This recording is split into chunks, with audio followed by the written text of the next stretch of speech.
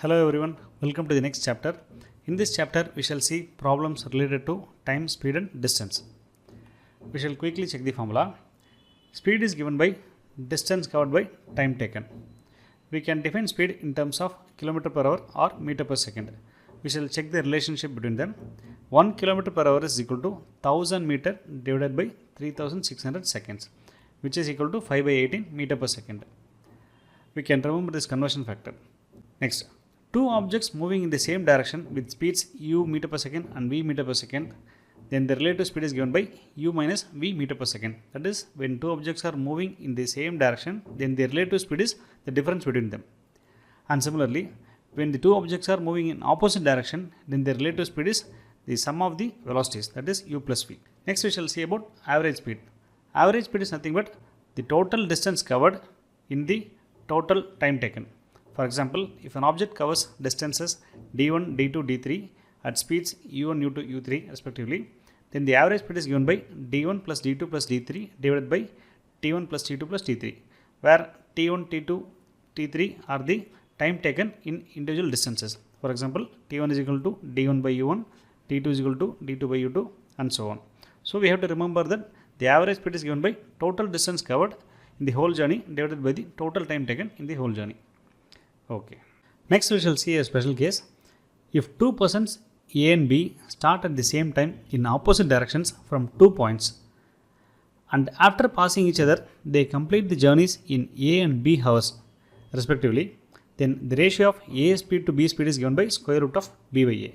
Here we can see two persons A and B start at the same time in opposite directions towards each other. They meet at a common point and then they cross from that common point towards the other end, and they take time A hours for the person A and B hours for the person B. So the ratio of the speed is given by square root of B by A. We can remember this formula. I will quickly show the derivation for this. This is the same case.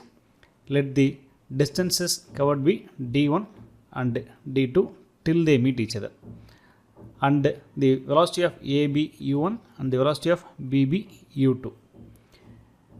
So the time taken till they meet is same because they are starting at the same time, and then they will take same amount of time to meet each other. Time taken by A is equal to time taken by B till they meet. Therefore, time taken by A is nothing but distance divided by speed. Similarly, time taken by B is distance covered by speed u2. I hope this is clear. Next, they take A hours and B hours respectively after crossing. For example, from this point to other point, it takes A hours for person A. Similarly, for person B, it takes B hours for person B. So we can say that distance d2 is covered in A hours by A, and similarly distance d1 is covered by B hours in by B. Therefore, distance d2 is covered in A hours by A. Similarly, d1 is covered in B hours by B. Therefore, we can write the formula. Speed of A is equal to u1 is equal to distance d2 covered in A hours A, and similarly u2 is given by distance d1 covered in B hours by person B.